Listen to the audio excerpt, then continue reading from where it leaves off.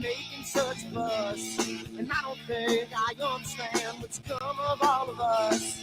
And I don't think I understand why we take this world for granted. I just want to get right back to Guitar Plays Planet. Guitar Plays Planet. Guitar Plays Planet. Guitar Plays Planet. Guitar Plays Planet. Guitar Plays Planet.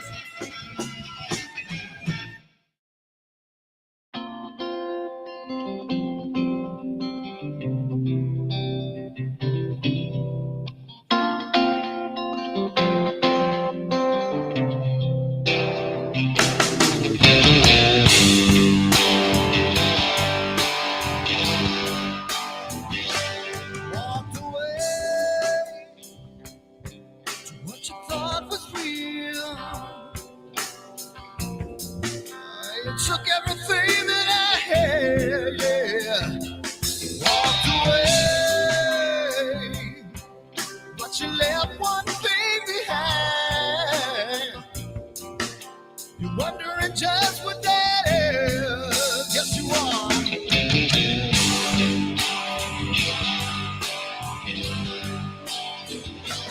Well, the world stops spinning around, I'll be rocking.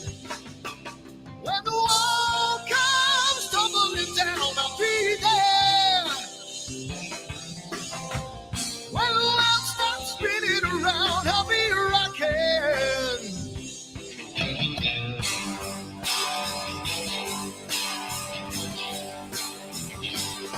We're gonna make a little love down by the water. Maybe I'm the sun, maybe I'm a daughter when the music man calls. That's when I gotta play.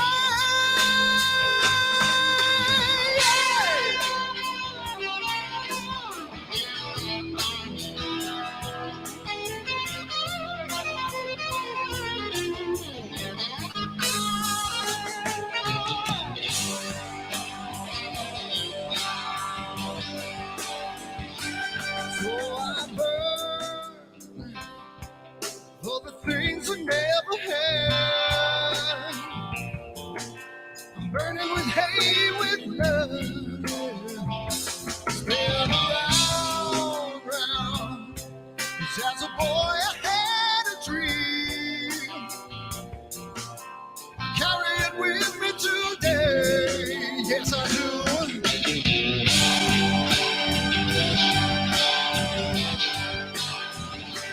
When the world stops spinning around, I'll be rocking. When the walls come tumbling down, I'll be there. When the world stops spinning around, I'll be rocking.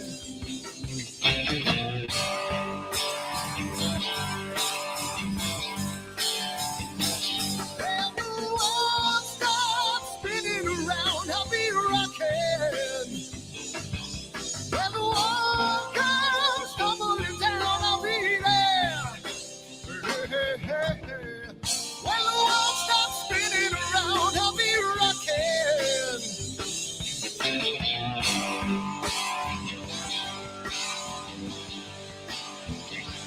When the world stops spinning around, I'll be rocking.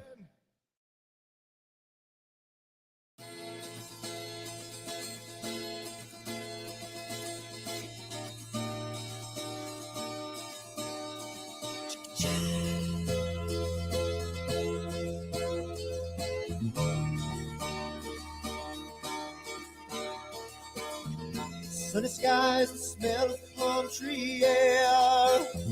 Looking back, I could never feel fair. The way the music has touched my soul, the way that the South holds its control. But I've got a new way to choose. I'm gonna start running back to the lands of the new. Oh, 99.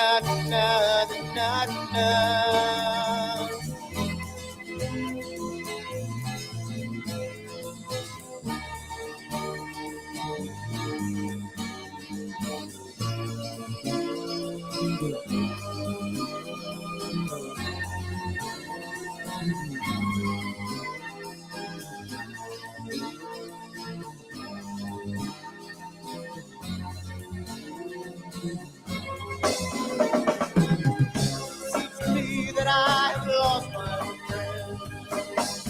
Got the sunset off the highway again. Then I get lost on a long summer day. I must go back before it's too late.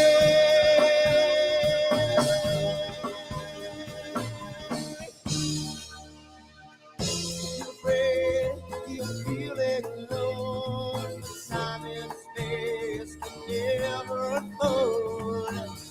The holidays can ring in your fear. The ghost embrace can only mean tears. And I've got nowhere to choose. I'm gonna start running back for lands of blue. Oh, na na na na na.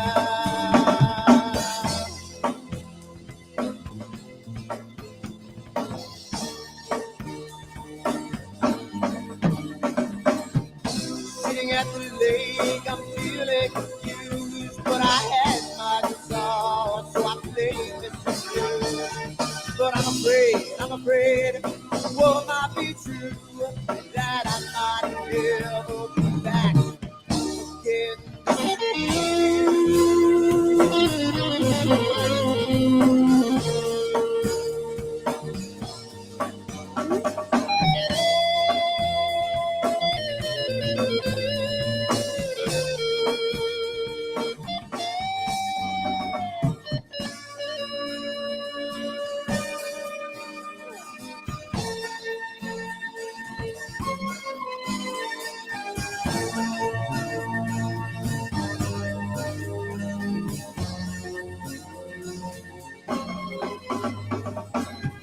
Seems to me that I've lost my friend. Got the sunset off the highway again.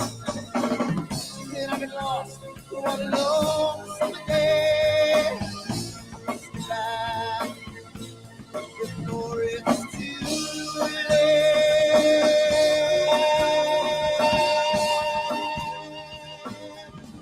Before it's too late.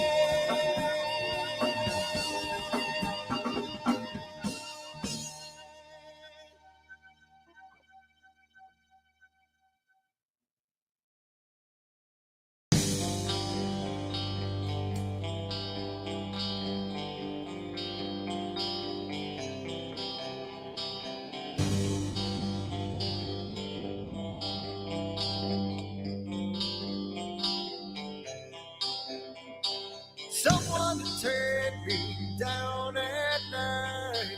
Someone to make my day. New revelation fills my soul. Oh, I can waste away. You distracting my attention. You're all that's on my mind. You not looking for perfection, but you're too hard to find. Now the first night is coming, and I know what to do. You know that nothing feels sweeter than someone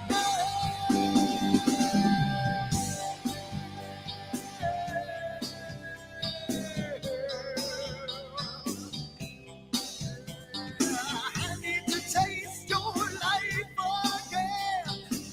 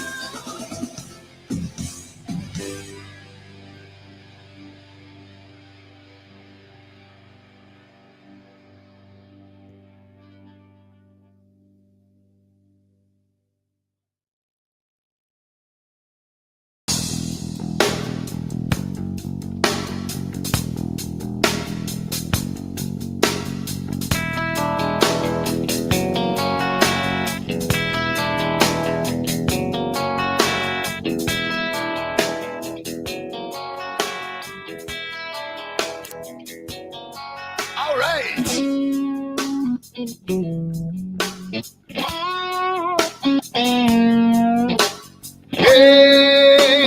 Hey, yeah, yeah. Where did my color go? Got your head in the sand. You can't be in control using a powerful hand. I wanna be you, I wanna see you. Don't taste the kisses of hate. Don't try to tell me, don't try to tell me, don't try to say it's too late. You're gonna push me to the edge, back me in a corner, making me stand in your shoes. Push me to the edge, hide a little color, it's black and white and blue. Black and white and blue, yeah. All right. Yeah.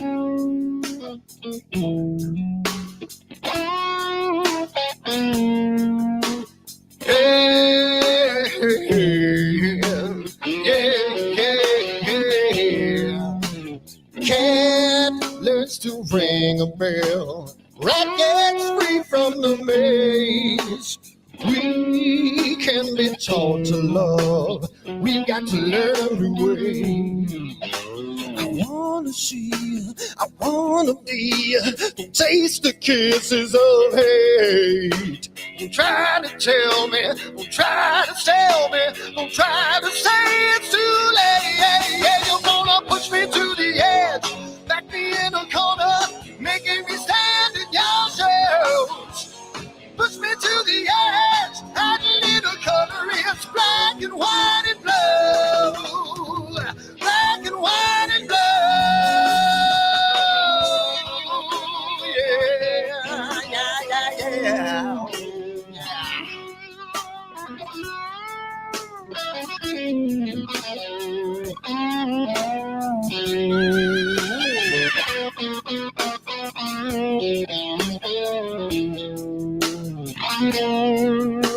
I wanna be, I wanna see, don't taste the kisses of hate. Don't try to tell me, don't try to sell me, don't try to say it's too late, late. Push me to the edge, back me in a corner, making me stand in your shoes. Push me to the edge, hide a little color, it's black and white and blue. Yeah, black and white and blue. You're gonna black and white on the edge, back me in a corner, making me stand in your shoes. Push me to the edge, hide a little color, it's black and white and blue. Black and white and blue.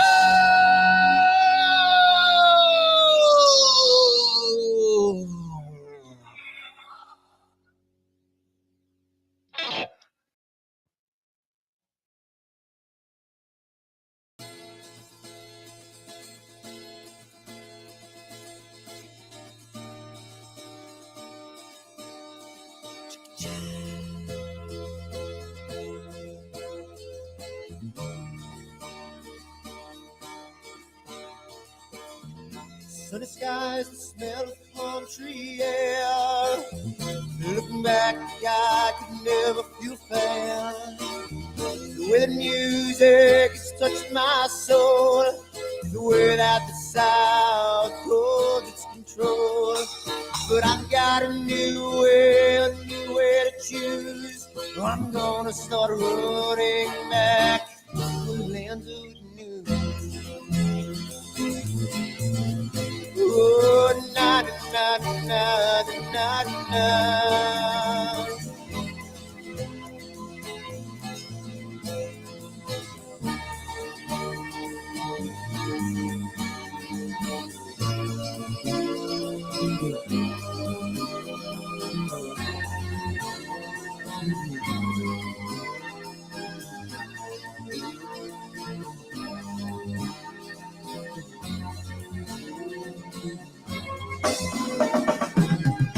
Seems to me that I have lost my friend. Got to set off the highway again. Then I get lost on a long summer day. I must get back before it's too late.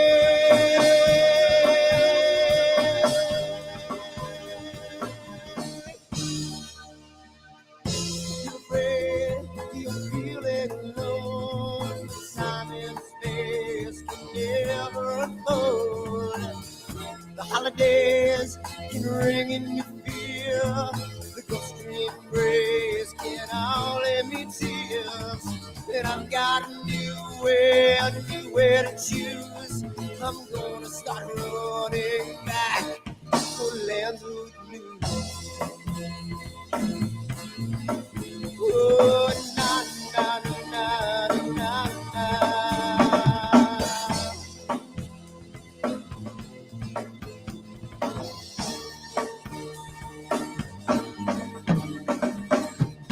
Sitting at the lake, I'm feeling confused, but I had my guitar, so I played this blues. But I'm afraid, what might be true, that I might never be back again.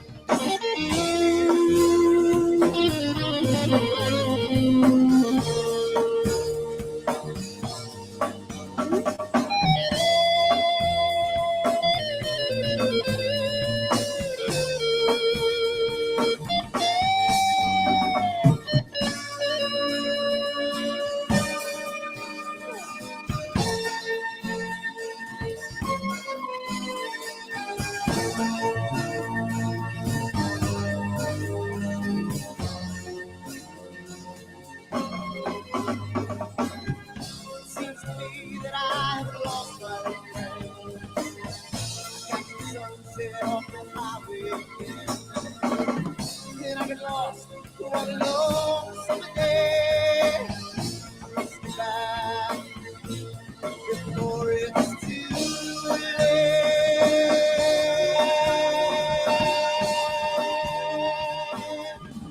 Before it's too late.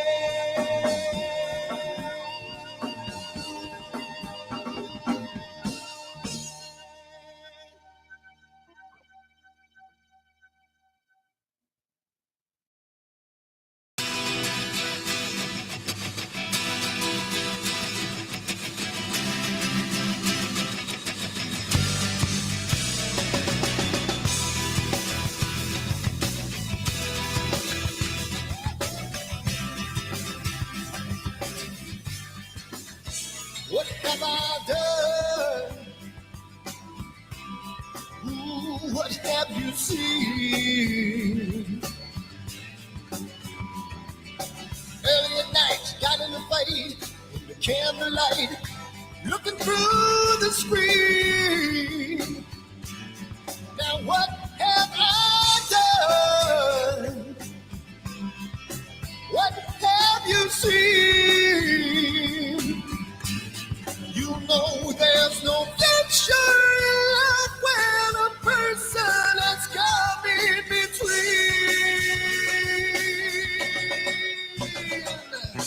Jamie's gone, Jamie's gone. Can't look back and now he feels so strong. Jamie's gone, Jamie's gone. Left last night and now it's been so long. What have I done? What have you seen?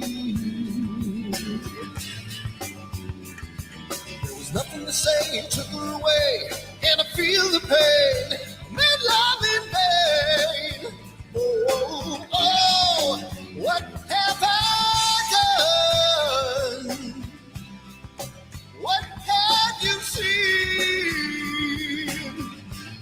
She knows there's no future in life when a person has come in between.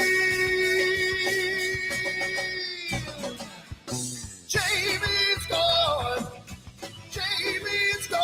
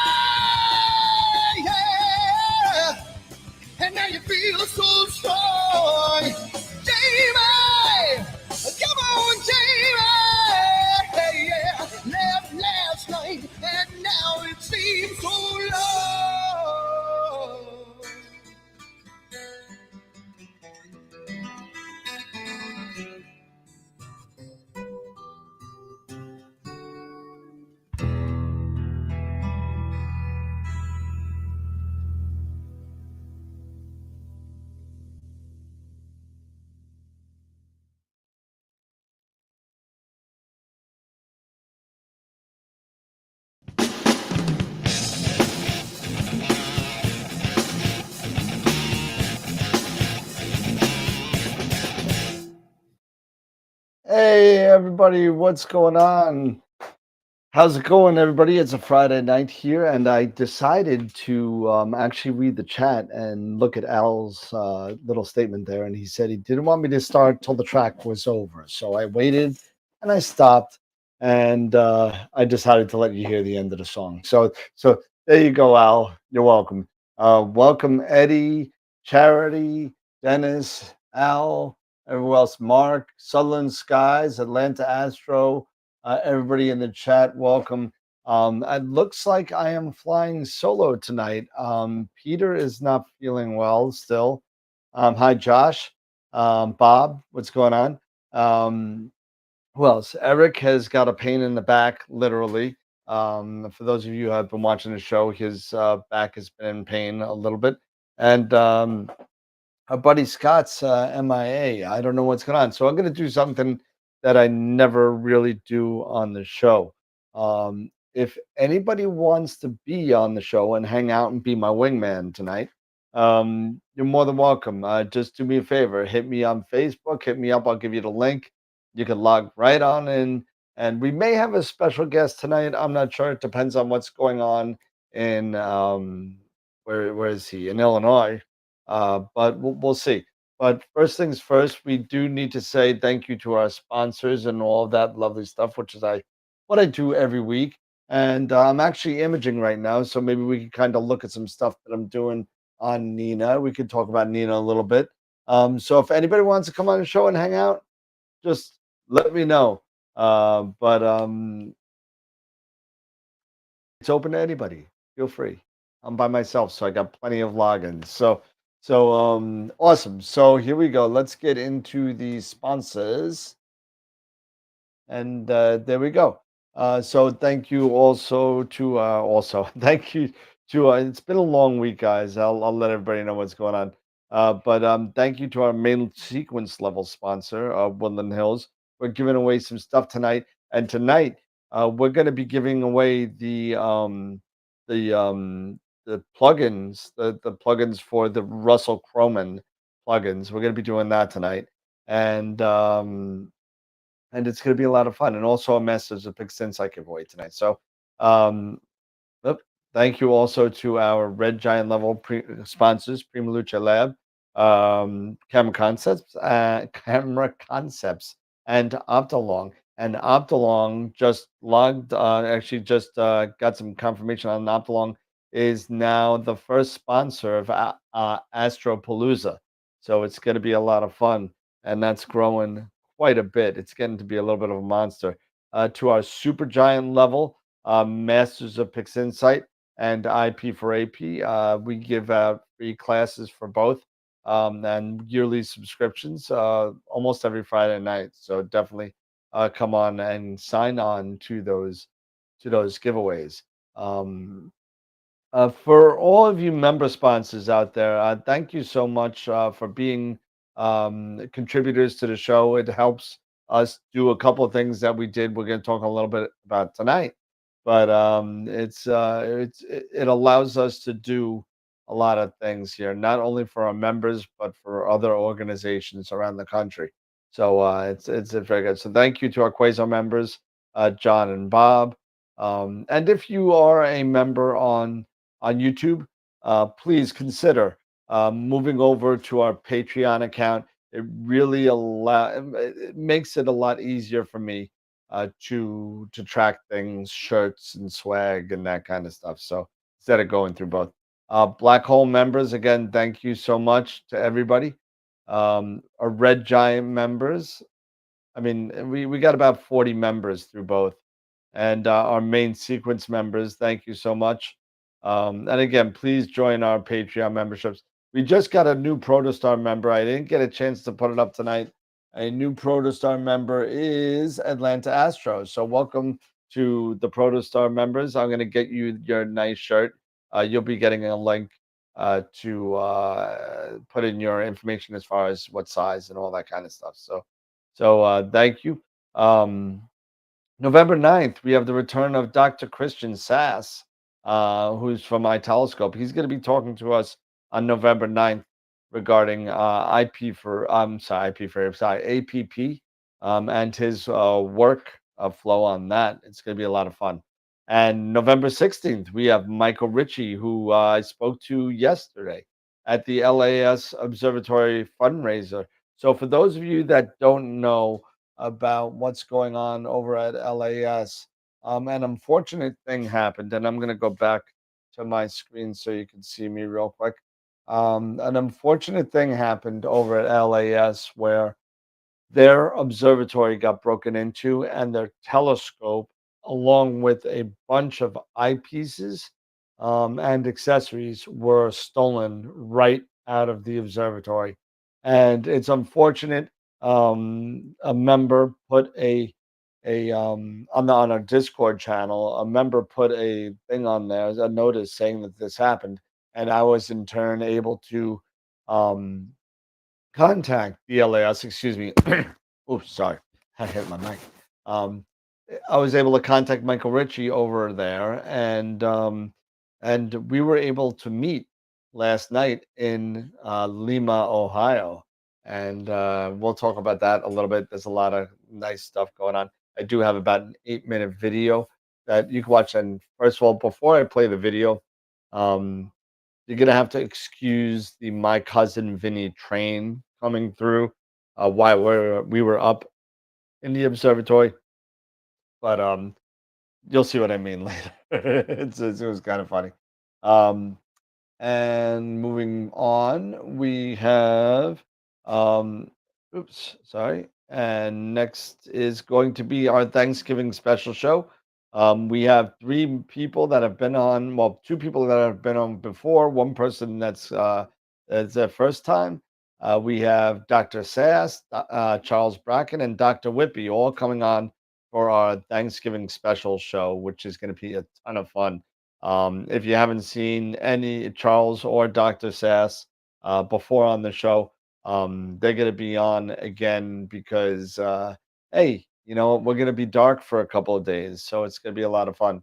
Hey, Dave, happy Friday. Yes, absolutely. And on December 7th, we have Jeff Dickerman from Optech Inc. and focusers and rotators and all that. He's going to be showing us some of his new products and what he's got going on over at Optech. It's going to be a lot of fun. Don't forget, December 10th, 2022, Astropalooza. The guests are getting longer. So Sean, Amy, Molly, Nico, Josh, Ernie, Masters of Pixinsight, all three of them, and Dr. Sass. So it's going to be a lot of fun with that. And this is now one of the sponsors is going to be sponsored by Optalong, and they're going to be giving us some door prizes to give away, which will be a lot of fun. And of course, join us on our other social media platforms. Discord, we have a larger Discord following. We have about 85 people.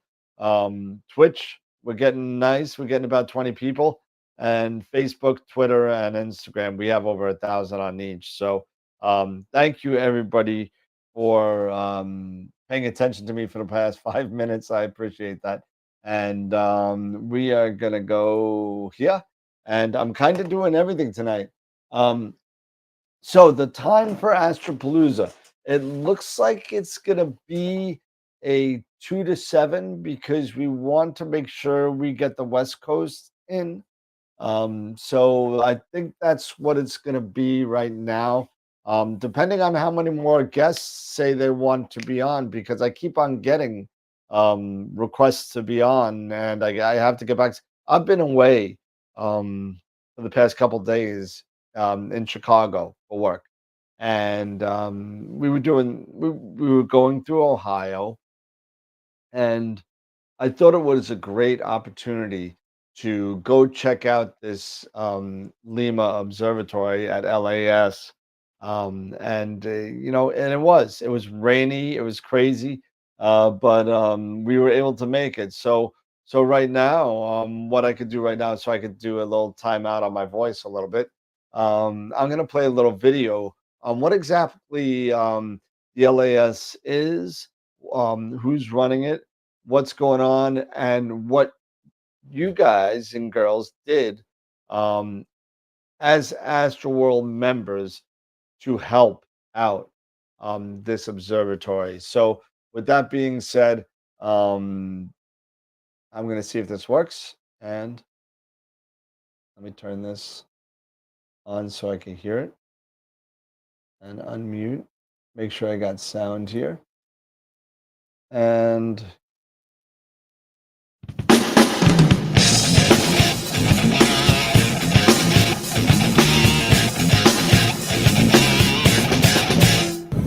hey everybody, Dan here.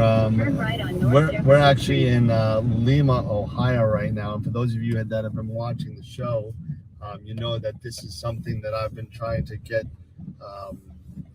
donations for to recoup some of the losses that the observatory had when it was burglarized about a couple of weeks ago. So we're here, and I just happen to be. Okay, that didn't work. So my friend Sharon's videotaping right now. We were in Chicago for training for work, and we'll start this over again. There we go.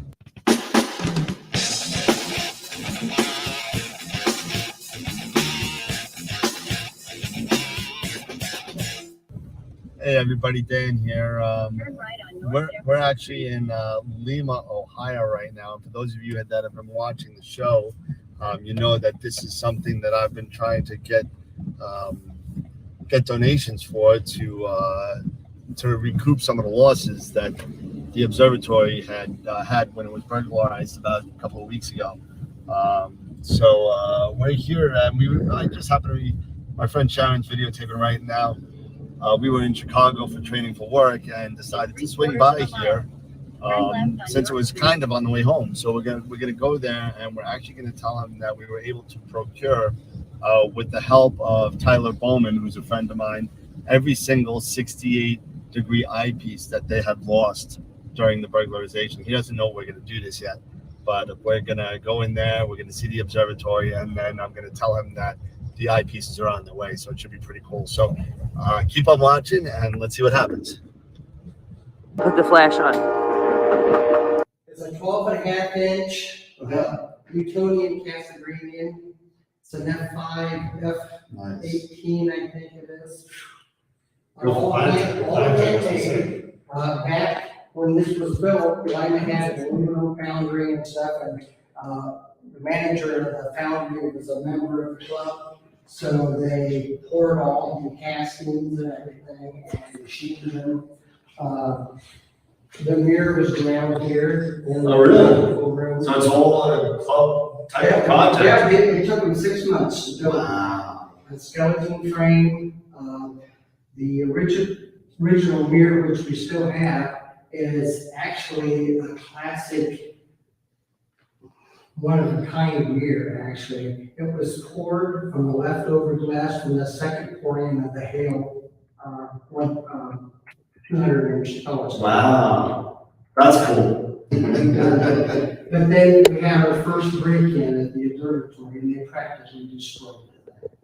So That's not the first time it's been burglarized? It's been broken into twice in 58 years. Yeah. So anyway, the city finally settled for $7,000 back in 1992. So that's how they got the 14-inch celestial. Because that's all they could buy. That's all the city would buy. Wow. So that's what we've used since then. We're still on. We didn't want the people to go in the door. So this was something really unique back then.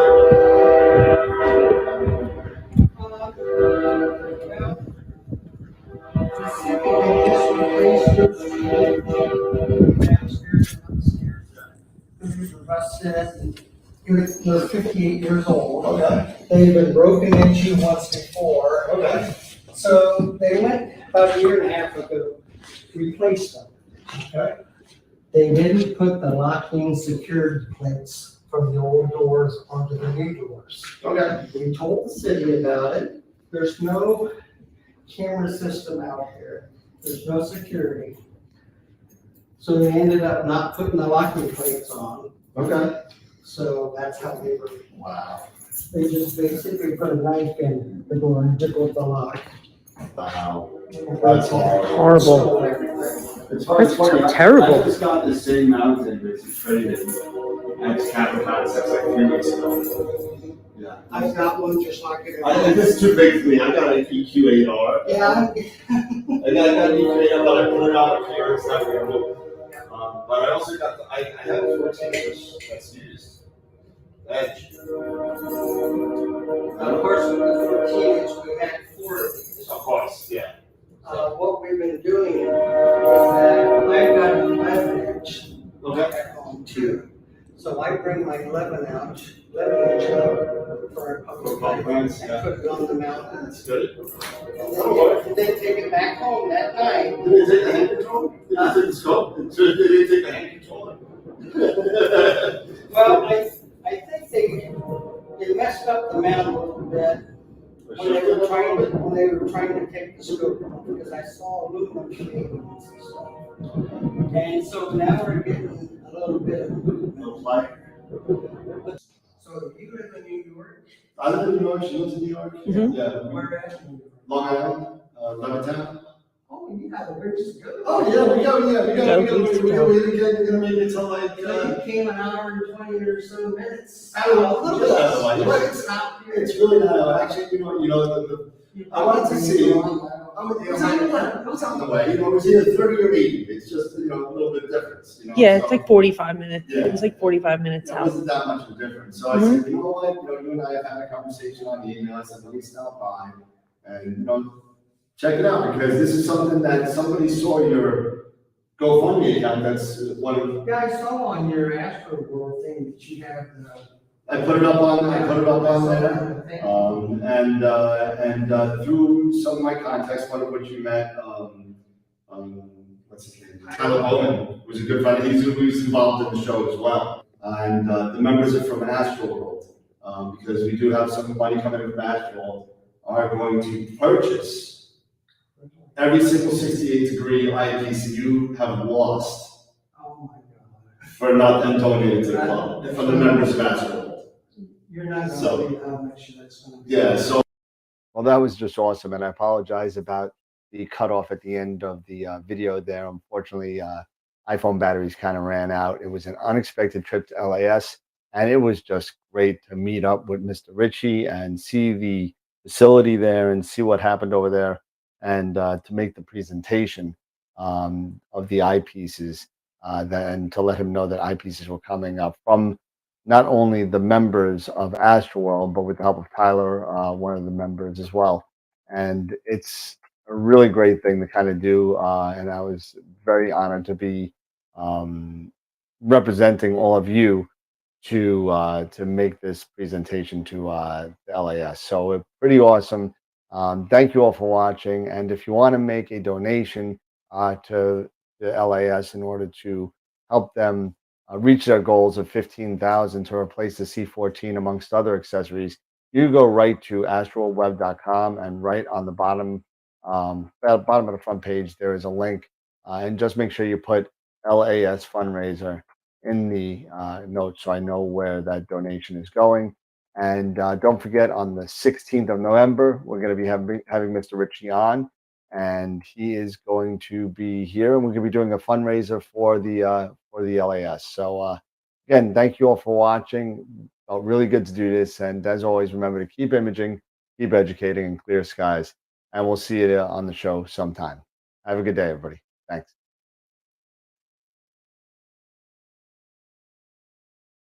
All right, and that was that. So yeah, Josh, there's a lot to do with pedestal, and I'll be dead honest with you.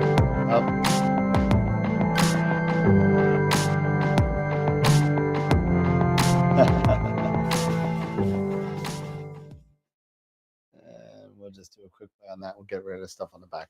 Yeah. So no, the show's not. Yeah, that was the end of the video in the background. I apologize. Yeah. So pedestals are important, especially when you're doing narrowband imaging. And so certain cameras also need them. Like my S-Big needed an output pedestal in order to calibrate correctly. And I'll be dead honest with you about the technicalities of pedestal. If you really want to know the technicalities of them, check out the video that I just posted that Mark alluded to. a couple of minutes before. It's yeah, you could use it with certain cameras need it also. Oh, we got hold on. Let's see. Eric is there. Now Scott just showed up. Hold on a second. People are coming on to bail me out. That's what it is. So give me give me a second here. Let me get two up here. Let me see. Where's the two up? There we go. Quick play. Oh, hold on. Nope. Well, we're multiplying here. Hold on. Oh, hold on. Nope. Well, we're multiplying here. And now we got three people. So and now we got three people. So and let's see. And Eric, you there? Yep, there you are. And You guys Scott, hear me? Yep, Scott, you there? Yeah, can you hear me? Yep, You guys hear me? awesome. Hey, I was drowning here, guys. I need a wing person, someone, anyone. I need. I was. I know, man. I know. Tried to get on as soon as I could. No, listen. Hey, I hear you. Hey, Corin, how you doing? Nice to see you. It's too late for you to be on. You should be sleeping, brother. But yeah, we were just talking a little bit. I don't know if you saw the video on YouTube, but I just played the video that I made of the L.A.S. I was able to make it there on the way home. Nice. So I met up with Mr. Ritchie over at L.A.S. and I told him what AstroWorld was doing and getting him the eyepieces, the Explore Scientific eyepieces that he had lost in there. So they are going to be arriving sometime next week, and he was super excited. And I'm going to put it up. It's actually I'll put it up on YouTube probably tomorrow as its own video. But he just sent me a nice email today. We met. I mean, it was raining like crazy yesterday. It was horrible driving home. But let me see if I Well, can. you made it home safe, though. Yeah, well, Sharon did most of the driving yesterday. So I was falling asleep. But hey, Dan, again, I thank you for all you're doing from the bottom of my heart. You and the members of AstroWorld to taking the time out to do this and taking the time out of your trip home to stop by and meet me and see our little observatory. It means so much. Words can't describe it. Thank you so much, Mr. Ritchie. That's awesome.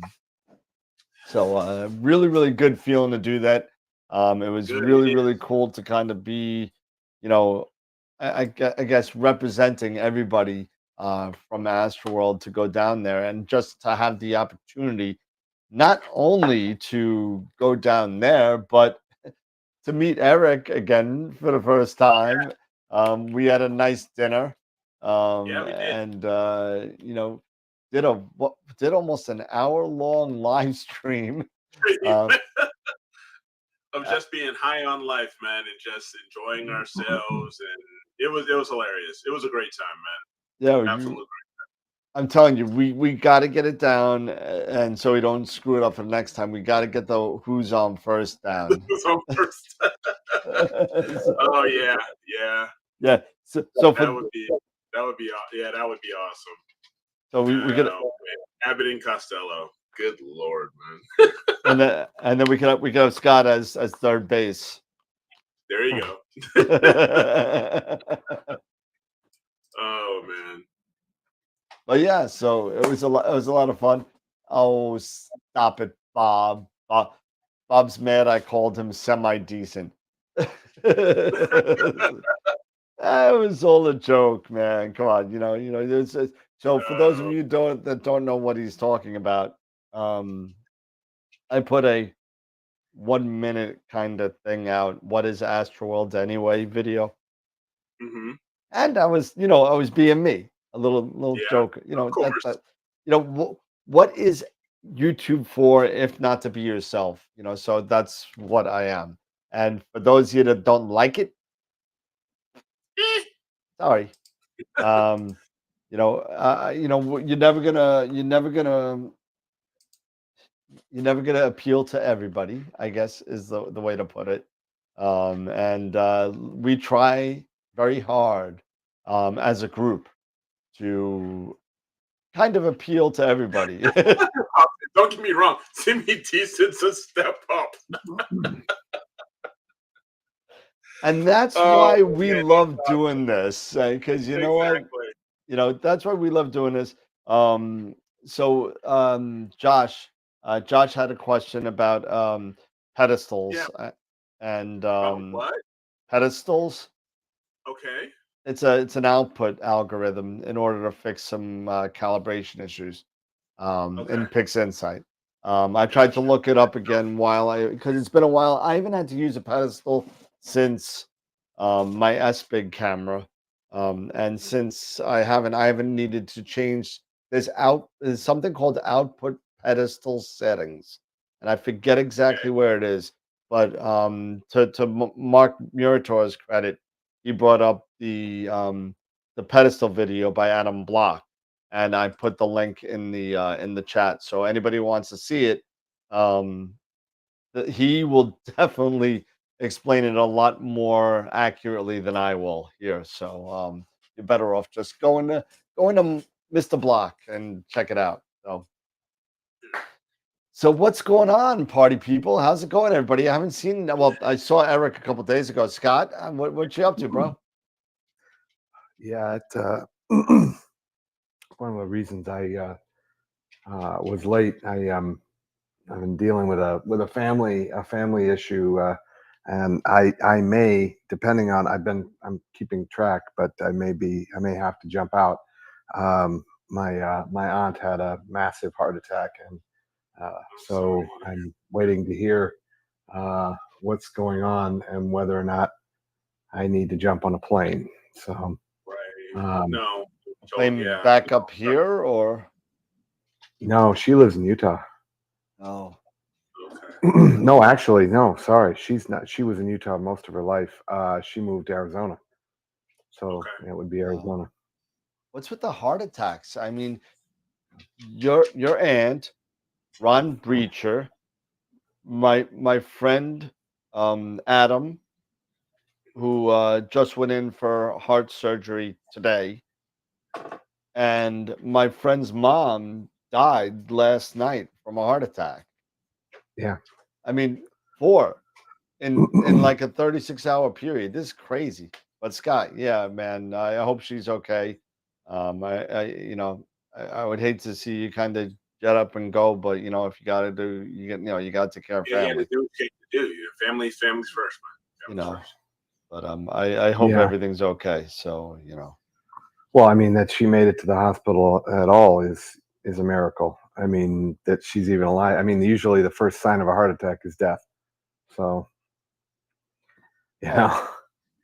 so a lot of people get heart attacks and survive them, and that's this one was big. It was massive. So I don't know. We'll see. Well, you're getting a whole bunch of well wishes in the chat. So I mean, hope everything's okay. Seriously. Yeah, praying for you, man. You and your family. So thank you. Yeah. But try to keep things, in regards to, with all due respect, trying to keep things a little. There's the herd.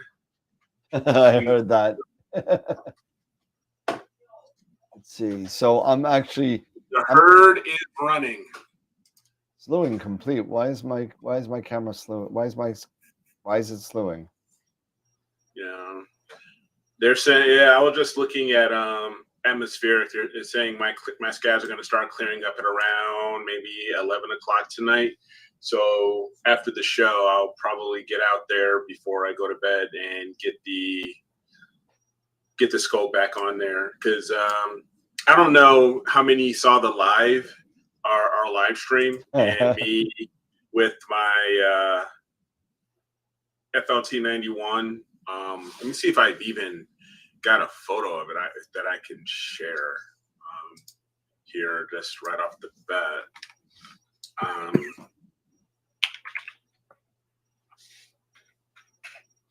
see here, because this was something. But you know, you live and learn, and sometimes you learn from this, you know, from the dumb things that we do. But here we go.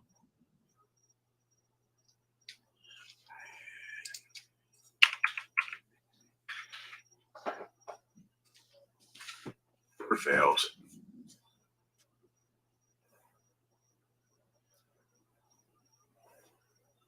Here we are. So yeah, it was interesting, and I was, you know, down to, you know, my scope even during I don't know if you guys can see that. Oh yeah. Yep. You know, the condensation here of, yeah, and you just see me and Dan there and Harry Carey's.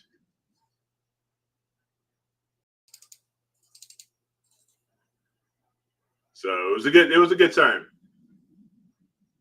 Yeah. Very It good. was really Very good. good. And so yeah, so this is me. This happened Sunday? Yeah, this was like Sunday. It was a really. I just totally forgot to put. You know, I was thinking, you know, hey, it's going to be a really decent day, and it was a weekend. I didn't bother putting on the cap or anything, and putting the telegizmos on, and yeah, then all of a sudden it came, you know, temperature dropped, and this is what happened. And it was actually like right around here, there was actual ice forming right here. And yeah, so I had to wait like 2 days for this all to finally, you know, clear up. And so now it's all good, but lesson learned. Yep. That's No matter definitely what. an issue, you know. So You put it back, you know, just get things back the way they were, you know. But yeah, that's a lesson learned. No matter what, you know, keep the gear taken care of. You know, take care of your gear I'm trying to and put things away. see. Yeah, Bob, are you just now updating your ASI Air, or is it just a recent update? I'll have to take a look because actually the ASI Air, my ASI Air is unplugged because I've got the 91 over here in the basement. Okay, cool. Thanks. So new update. I'll have to take a quick look and check that out and get that going. So I'm looking forward to that. I am also thinking how, especially when it comes to the ASI Air. And unfortunately, like I said, I don't have it fired up right now, but I will fire it up later today, about guiding and the different settings for different situations. Say if you're using a smaller guide scope, like a mini guide scope versus a larger guide scope, say like a 61 or a 70-inch, and if you're using an OAG. You know, there's just a few things that you need to sometimes be aware of when you're guiding and where you're doing your actual setup. Just like in PhD, you have calibration steps, and you have so many steps to calibrate to get enough information so you can, you know, for your mount, to send enough information to calibrate your, you know, your scope and your mount together. And I believe it is, you have to do it, it'll go max, I believe, about, you have to go at least 26 steps successfully. And if you don't, it will, you know, sometimes it'll error out, like saying it's not moving, the guide stars aren't moving enough. Yeah, or you anything could like change that. the amount of steps in You can you can do the same thing in PhD. yeah. And one thing is when it comes to the ASI Air, is one, gain setting you want your gain setting, and I'm sure this is also how it has in PhD too. So let me know if I'm right or wrong about this. But when it comes to gain, your guide scope gain should probably, it's a good idea if you can not go over maybe 100 or 150 more than your actual main camera. You don't really want to go any higher than that if you have, if you can't stay at a low, or close to what, unity gain or anything like that to see guide stars or anything like that. You don't want to go too high on your gain. So one thing that I was learning is that you really don't want to go more than 100 or maybe at max 150 more than what your actual main camera is set. And as far as steps, they start out with 20, the default is 2,500 is 2,500. Yep. And I believe, if I'm not mistaken, say if you want to, because if you do, all right, you don't want to go any more than 25 calibration steps, 25 or 26, because if you go really, really short on calibration steps, I don't think you're really getting a good reading. No, right? you're not. You can guide, but you're not really getting the best for reading. So you want to try to, get those, you really want to try to move, make your mount moving little by little, but you want to make sure that you can get up to at least 25 steps, right? 25 to 26 steps. And when it comes to, and the same thing with ASI Air, when you are at, say you're using a standard guide scope, say like a 60, 70 millimeter, something like that, you can probably be just fine with the default of 2,000, about 2,500. If you are using, say a mini guide scope, say like I'm using the ZWO mini guide scope, which is at a 120 millimeter focal length, you want it, that's going to be like almost much shorter. Like I have mine set now to about 800. Is at as far as the steps. It's set at around 800. And that way it can go that full 25 steps and back, going from, from north to south and then from east to west, a full 25 calibration steps without failing. And it's going to give me a really good sample size. It's going to really calibrate really well. If you are using an OAG, I would probably say you would want to be around, if it's a 25, maybe 3,000. You can try around 3,000 or 3,500. So you go maybe a little bit higher if you're using an OAG. And the main thing is to try to make sure you can stretch out those calibration steps. So you can get as many calibration steps as possible, and you want those calibration steps to be kind of short, like maybe 1-to-1, for every, so if you're doing, so for step 1 or step 2, you'll be at 2, and then 3, 4, and 5, they're pretty much close to the actual number of steps as far as the numbers. And so far, I've seemed to be having I've had pretty good success with that. So, moving around between an OAG or a regular guide scope or a mini guide scope, you really want to make sure that your calibration steps are set properly so you can calibrate well. Yeah. So that's one of the things that I ended up learning quite a bit.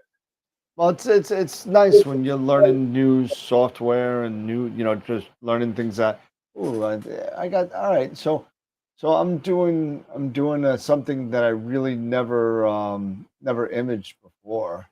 Let's see if I could, and I'm doing the Pixinsight live stack kind of thing. So let me just, okay.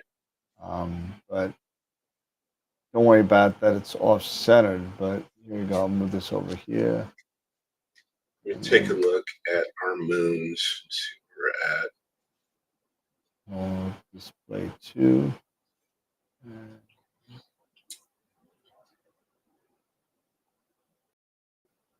So we're coming up on last quarter still at new moon. So I would still say, so we're about still at 75% full. So not quite ready to go back to LRGB yet, Nope, but definitely not. getting there. That's why So I'm shooting this right now. So HA, so okay. right now I'm doing something that I've never, and it's one of the staples. I've just never imaged it before because it's always a little low for me. It's gets as high as Is that about, the Helix? that's the helix. Okay. And it's doing the Pixinsight live stack inside of Pixinsight. I had an issue with the one inside Nina for whatever reason, but Okay. this is coming out pretty nice, and this is only 2-minute shots right now. Okay. This is I think it's Do you have is that a little bit of cloud cover, maybe high cloud cover there, or no? I don't think so. I think that's just Or is it that, just it's maybe just the gases just around the nebula then? what Perhaps? up here. Yeah, just around the nebula itself, you can see where it's a little harder to see the background stars and anything like that. It looks a little clouded, Well, it or might be that this is the telephone wire too. So I mean, okay, it okay, could be fair it enough. too. But Who knows? but this looks pretty good. I mean, if I just let's see, where's it? Is it this one? I'll be trying the There you go. Shark Nebula Yeah, at see, night. there's trees here. Over here on the left side, it's trees, I think. Okay. Yeah, and it might be some clouds up there. I'm gonna have to go outside and look. Yeah, maybe some high clouds or something. And that would really stink because tonight's supposed to be a super clear night. But that's what I'm doing tonight, and that's what I'm playing around with tonight. So, but let me go back. Well, yeah, no, I was just kind of curious because of just the illumination of the moon. To go I'm after using the Shark MBZ, Nebula. so No. Bob's is no. He's Quattro. He's doing the Shark Nebula. He said right now. oh yeah, I And I wouldn't be doing that tonight. that's why I was just asking. I mean, you can ask Dan. Yeah, don't do that. Don't do that tonight. Don't do that. Don't do it during a full moon, and don't do it with the narrowband filter. It won't. Neither one works. But Yeah, no. That's why I was just asking, and just trying to understand. Dan's face just totaled my laptop screen. Charity. Do you have the music going Yeah, on in the yeah. background? No filter. Yeah, you could. Hopefully maybe you've taken some super short shots. Very, very Maybe short and a lot of them. of them and a lot of them. So yeah, maybe that's if you can do that, then okay. Yeah, Hey, I mean, but it's a dark nebula, so it's gonna be. they're challenging. Yeah, you might want to wait and pull like something else just during while the moon's out, and Mhm. you may just want to switch. That's just me. I mean, I don't know if I waste my time doing it. Yeah, because I'm still planning. I'm still working on my Wolf's Cave project, which is VDB 152, and it also has some dark nebulosity in there. But there's also some HA around there and Hmm. O3, especially right there at the center of VDB 152. You can use there's some O3, but you still O3 don't do that until you get towards that new moon. Yeah. But I can still grab the HA because Yep. if you ever Absolutely. go on Astroman and you look up the Wolf's Cave, there's some really great shots out there that you can even I think even Ron Breischer did a Hmm. shot of the Wolf's Cave, which got me the idea of saying, hey, let me give it a shot. And there are some wisps of hydrogen alpha gases, so that's why I'm going to go back out there and just work on HA right now, because there's really nothing else that I could really do, Yeah.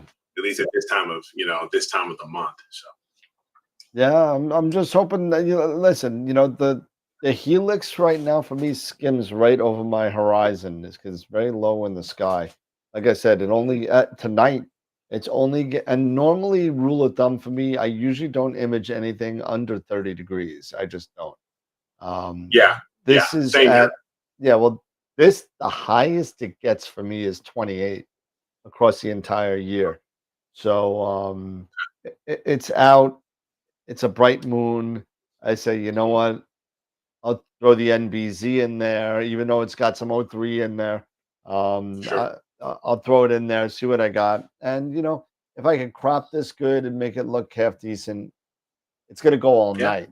It's gonna go all night. Yeah. So if I'm getting that in 22-minute shots, 40 minutes, I'm gonna get some good data. Moving on. There you go. Half the screen is toast. I can't see Dan.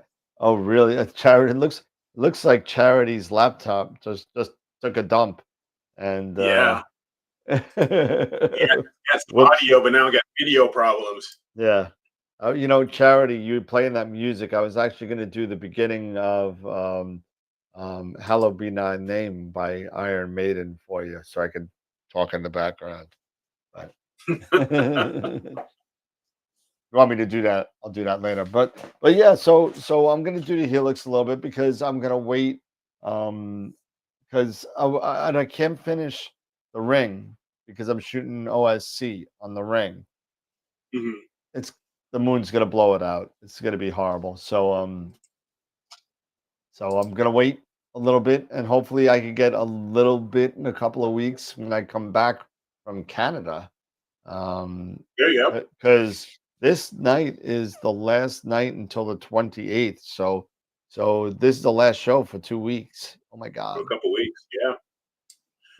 And for those of you Astro World maniacs out there that just gotta have us, I did schedule um I did schedule things to go off on Wednesday and Friday, previews of shows with guests. So that'll be on this Wednesday, because I'm not coming back till the following Thursday. So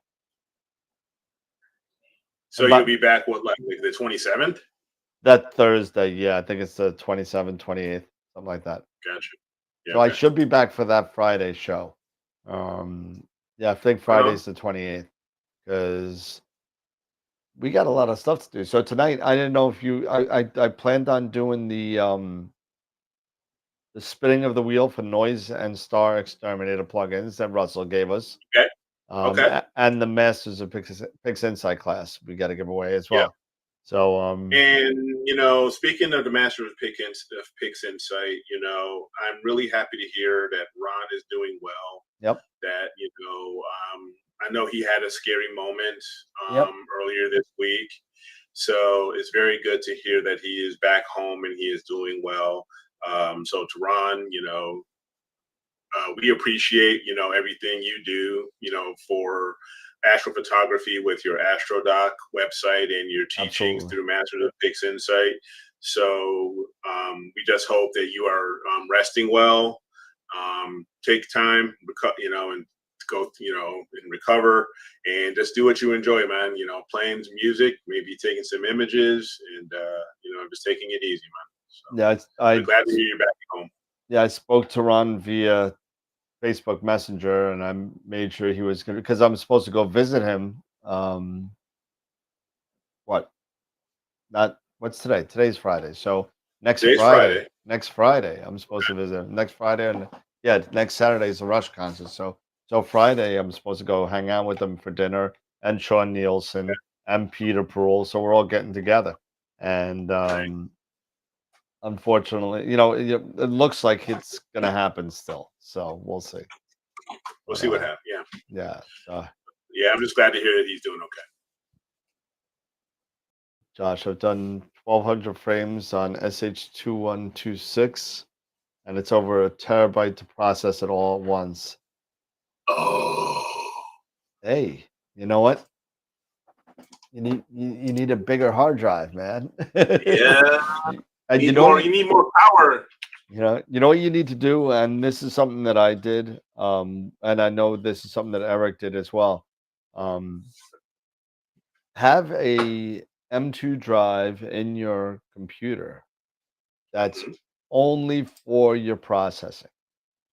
Mhm. And I don't know if you did this, Eric. I also put another M2 drive in there that only Yeah, my motherboard. does Yeah, what's yeah, that?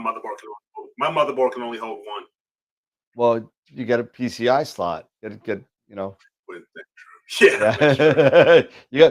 You could do you could add two more solid M2 drives. You are right. You're right into your Yeah. PCIs. Yeah, absolutely. And then what you could do is you take another M2 drive and make that solely responsible for the swap files based on how many cores you want to use to process for the Pixinsight once, how many cores you want to use to process in Pixinsight. And Right. you just sit there and make if I have 16 cores, so I use 12. So I use 12 of my cores for swap files. Boom, boom, Okay. boom, boom, boom. And then the other one, all the processing goes back and forth between those two hard drives, back and forth super fast, and works really good. I was able to do, um, I don't know, it was about 40 hours of data on this, and Okay. I didn't get any errors, messages, no out of memory, nothing. It was great. Nice. So, Good. yeah, yeah, yeah. That's You're gonna real have good. to do that. I actually made a folder on the regular hard drive in here. I have a regular spinner in here, and I use that as some storage space for rejected frames. Just because some people like to see rejected frames, and like, what's the problem with this? So I save some of them out of every project. I save some of them. So Okay. Yeah, I've got I've got a USB-C, USB 3.0 direct attached storage array that I've got 24 terabytes on that thing, and that's what I use it for, all of it, and keep all of my stuff on there, and then use get Backblaze to do all the backup stuff to back yeah, everything up. So I'm ready to do a Meridian flip already. Uh, guys, yeah, that's Josh. Yeah, that definitely could be an issue on your performance of your integration. So you may want to definitely consider um, moving, either pointing your swap file to a different hard drive, and then and doing your integration on that other drive. yeah, get them as fast as you can. If you're using spinners, go 7200. Or if the best way to do it is solid state or M2 drives. Yes. That's M2 drives will be the best. Those Samsung, I think they're 980 Yep. Pros now. The 980s. Yeah, what I want to hear. Yeah. That's what I only have the nines, the 870s, the 870 okay. in there because the nines weren't out yet. But Gotcha. eventually I'll be swapping one out, putting another one in, get a faster drive, and that's it. Yep. As long as your motherboard can handle it, just do it. Yeah. Yeah. Yeah, because I've got a 970 in here, and also got a 960. I mean, it's 860. So I've got a couple of them here. So the M2 drive, it's a little hard drive on it. It looks like a basic chip. It's not like your regular hard drive, but it's Yeah. super fast drive. And let me see if I can Yeah. show you. I'll show you a picture real quick. Yep. M2 drive images. And here you go. Here's what they look like. Yeah. And there you go. So Yeah. here's one here. And that's what they look like. And they basically slide into a little socket and they get held down by a little screw over here. Yeah. And they're expensive as compared to its SSD or spinner counterparts. It's kind of like comparing a refractor to a reflector. You know what I mean? As far as price is concerned. If you take a look at something like this, this is a, let's see, what is this? This is a 1 terabyte SSD M2 module, and it's running at $326. How big is it? How big is that? It's a 1 terabyte. Oh gosh, yeah, no. I mean, you can go to Newegg and That's look at expensive. That's expensive. and get a 970 Evo for 100. Yeah, A those 1 are old though. And yeah, and a 2 terabyte is you can get for just a little over 200. The So M2, yeah, the 980 Pros is what Eric has. I yeah, have the 970. This is 1 terabyte. This is $130. yeah, You get the 2 terabyte, which is what I use. It's $219. that's 220. Yeah, So I don't know. I don't know what that other drive was. It was a different yeah, socket. I Just don't be know. careful with which ones you get. There's an M socket, there's a B socket, and there's an M plus B socket. So there are two different sides. Depends on where this notch is here. You know what I mean? Sometimes there's Right. two notches, sometimes there's one on the left, sometimes there's one on the right. Make sure that your socket that you have on your board matches the chip that you're getting, or else you're going to be screwed. Yeah, if you Josh, if you put that right into your PCI, if you have a spare PCI slot, PCIe slot, you can put it into there. Because he was saying he doesn't have he didn't have any room. So maybe just take a look at that if you do have that space. Something to think about. Yeah, Caps on. and they also sell. I don't know if that's what you're talking about. They sell a PCI expansion card, which will fit two SSD drives, and I know I have one somewhere that I don't use anymore because now my motherboard has 3 sockets or 3 M2 drives on it. So it's pretty cool. It makes it a lot faster, and when you run those benchmarking on Pixinsight and you see the difference, it's going to be out of control. That throttling of the data back and forth makes it a lot nicer. What do we got? Let's see how my live stack is going. Curious.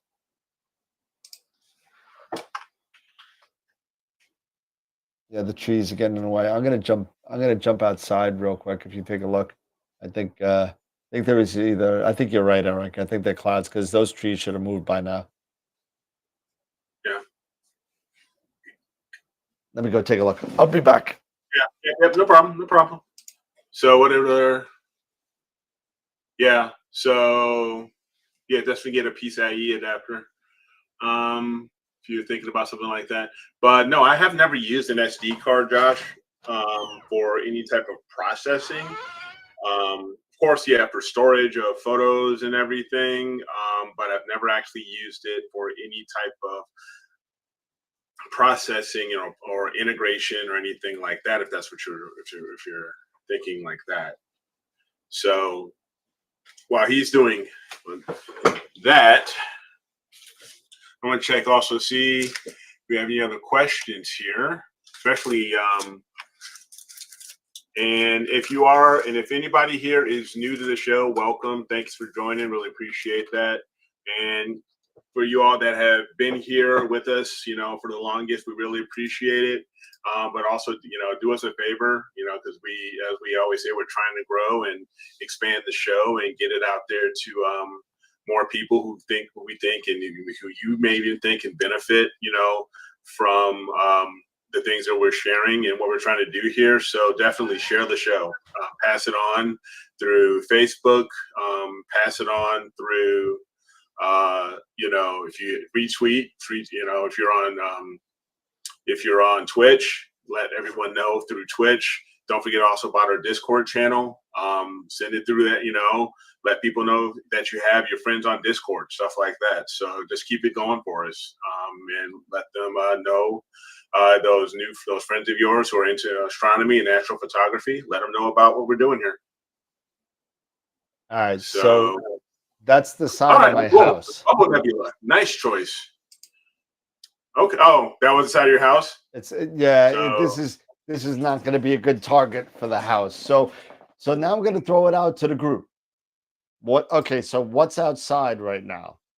It is my 400 millimeter 80 Esprit with an MBZ filter with a 2600 camera. So okay. what do you want me to shoot? Let me know, and I'll start shooting it because this is not going to work out. So Well, let's see. Let's see what I can do to help you out here, man. I'm going to stop this because this is just not working for me. Hit the big Nina stop button. Because that's not working. What is in? Okay, so what are you? Are you at 40? 40. 41? You're 40. 40.3 if you want specifics. Okay. And you got it in. We're not doing narrow band right now. Yep. So let's take a look. See here. I'm going to go to my framing too.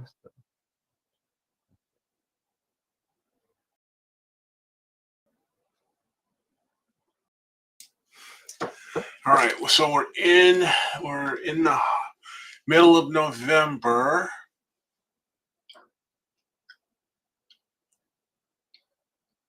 And we need to get. We're looking for narrow band.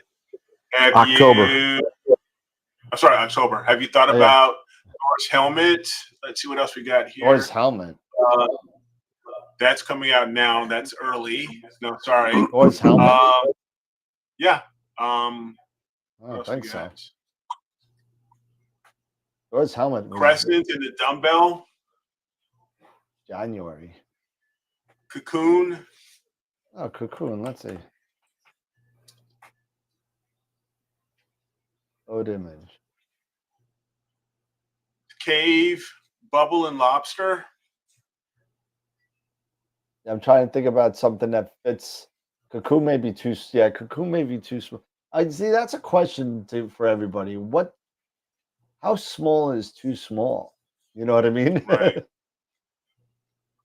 Because to show you what that would look like in the 80, here you go. And I got this. So I got this little nice cluster over here and this galaxy over here. But there's the cocoon there. And that's what it'll look like on my chip. Gotcha. You know, that may not be a bad image.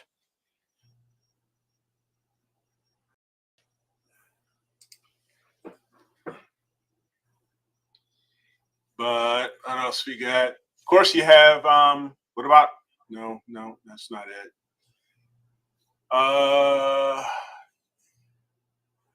The bat and the squid, perhaps. Not. I won't have enough time to do that. That's going to be like 30 hours or more.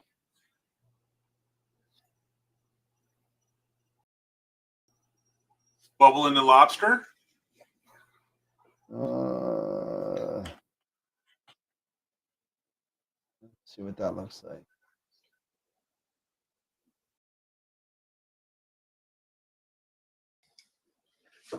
Let's see what that looks like. Because I think the cocoon will be going with my. That might be good. Something like that. Mm-hmm.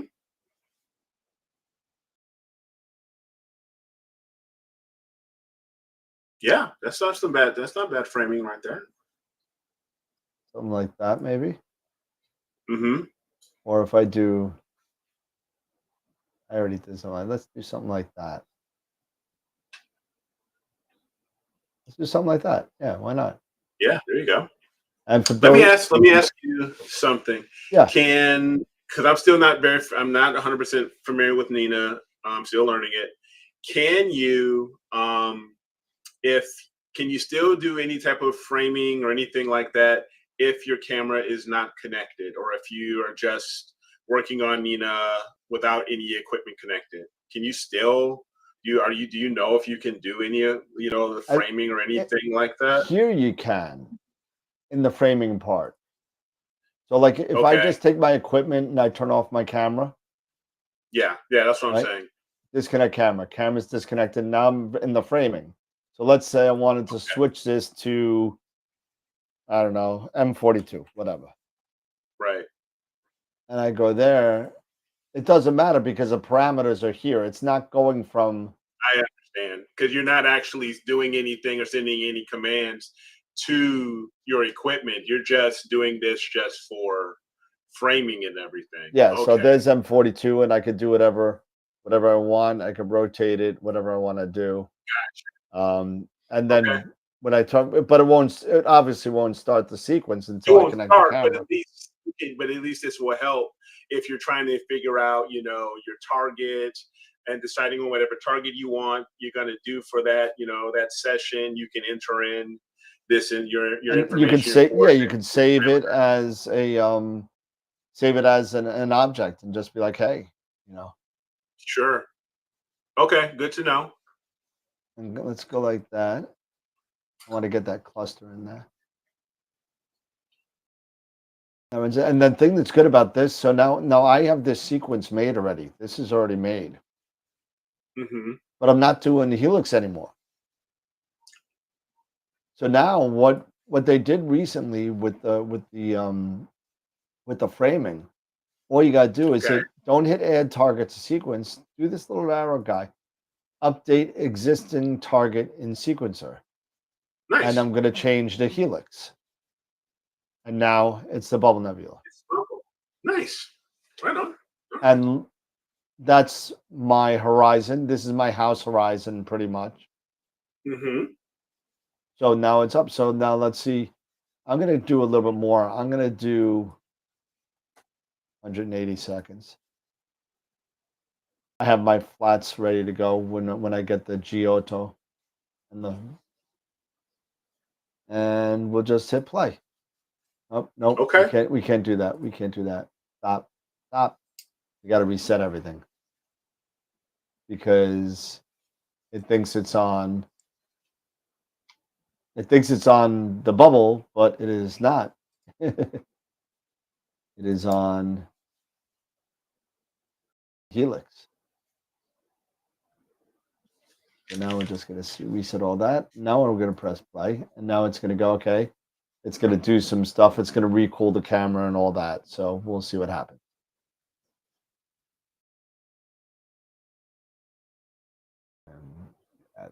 There we go. So what do we got in the chat? Anything in the chat tonight? Yes, I'm checking here. No, they're still giving you all kinds of grief on your On my purple? Your purple. Yeah. Leave my purple alone, man. Come on. I like my purple. Your Prince wouldn't like that shade.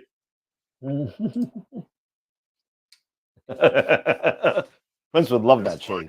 Come on. Yeah, so we're gonna do that. We'll make that the project because right now I'm screwed as far as my Astro meets D&D because I gotta wait till January, so that Thor's helmet in my area will get away from the trees, and Thor's helmet is not until January for me. Really? Okay. Yeah. Let's see. Do you not use the basic start and end sequence templates? Nope. Made my own. I made my own, and because some things, the basic ones. Okay, so all right. So let me show you real quick. So the basic ones sometimes didn't work for me, and I'll show you why. And let's get here and here. So when you go into the basic templates, right? Yeah. Okay, so first of all, you got to go in there and delete all these annotations. Half the stuff is just something you could type in. It drives me nuts.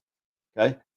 There's 1, 2, 3, 4, and an external script if you want it. All that stuff you're really going to delete unless if you're somebody like Josh who writes his own scripts. Then the only thing you're really going to use is a parallel end, right? Warm and park the scope. Right, for your start. And that's it. That's all you need out of this whole thing. Basic start. Where's the basic start? Did I delete it? I might have even deleted it. Basic sequence end. I even deleted the basic start. Oh no, this is, I think this is, yeah, this is my startup steps. So this is what I use when I start doing things. These are sequential steps. So it parks the scope, waits till the sun is at an altitude, it'll cool the camera, it'll wait again. I do incremental cooling like that based on the sun's altitude. Now as the sun goes down, the camera gets colder. Right. Then unpark the scope and then wait. So I made my own type of startup steps for this because I just like doing my own thing. Like I added an autofocus. I have it slewing to a specific altitude and azimuth all the time because that's kind of where I like to calibrate my guider, which is right near the celestial equator, and it will always be there. So I just leave it and I slew it there. It's almost due south and about Right. halfway up. That's it. So right now the camera's still cooling, so we're gonna wait a couple minutes, and then that's it. But that's what I do. May not be the best way to do it, but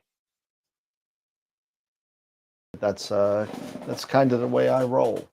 Nothing wrong with that, man. Nothing wrong with that.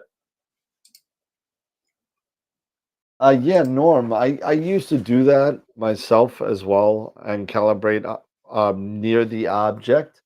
Um, I do. for me, sometimes for whatever reason, I would get results that weren't very,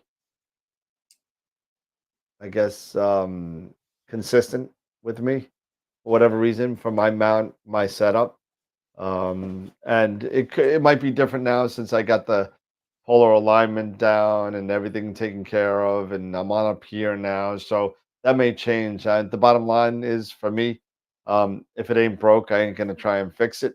So I'm just gonna leave it the way it is for now because everything works. Everything works the way it is. So and I only usually do one object a night, and that's it.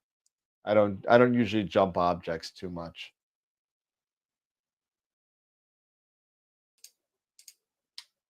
What can you do best? What can you do for best calibration if you don't have a southern view? If you don't, Dave, then I would do exactly what Norm is doing. I, I would, you know what PhD likes you to be near the celestial equator, right by where it crosses the meridian. That's where it likes to be, and that's the suggestion from PhD guiding. However, people have been gotten awesome results, such like Norm, such like Eric, who's talking, um, that redo your guiding calibration once you slew to that object. And I did that for a year or two when I was on my EQ6R, and it worked fine. So keep on doing whatever you're doing that works for you, pretty much.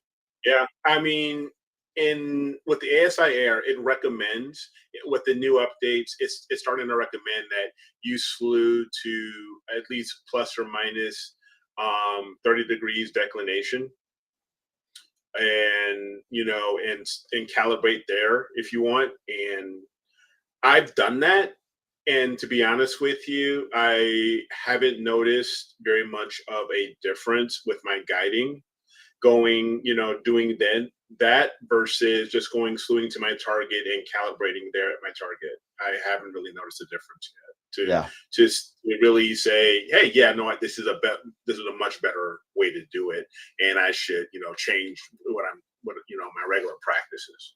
Yeah, I think that's a good conversation because if you think about it,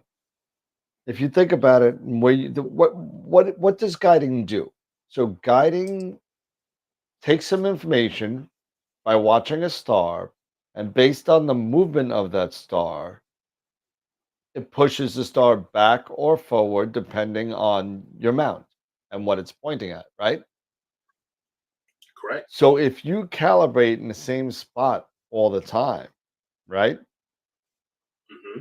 all the weight's going to be distributed the same every time you calibrate. Now, when you go to another object, the weight is kind of distributed differently if you think about it. So that's going to make your gears, your motors react differently. So to me, think of it that way, guiding near your object would probably help you a lot better while while imaging that object. And then, maybe I'll switch. I don't know. But right now it's working. And you know what, Norm, just I'm gonna do a peek. Case in point. Um my seeing is so bad in New York, and I don't have to be that good with my guiding. So if I'm under 0.7, 0.6, I am far ahead of my seeing. So Yeah. it doesn't really matter. Yeah. I had some really good success in the past couple weeks guiding, being well, in the teens and in its 0.2, it's 0.20 and stuff like that. So, and there have been times where it's been above 0.6 and going to 0.7. It just, there's been those moments. It just depends on, a lot of it could end up, depend on how well you have polar aligned, how well you've balanced. Yep. Giving, maybe, making sure, depending on what type of mount you have, getting a bit more camera heavy on the declination, and on your RA, maybe going a little bit more east heavy, some say, and, so you can make sure that those worm gears, those teeth are really making, are really, getting in there and making contact. So it depends. I mean, I've had good and I've had bad. It's worked out fine, but overall, I've always just, lucked out and just had the good guiding with the CEM60. Yeah. So.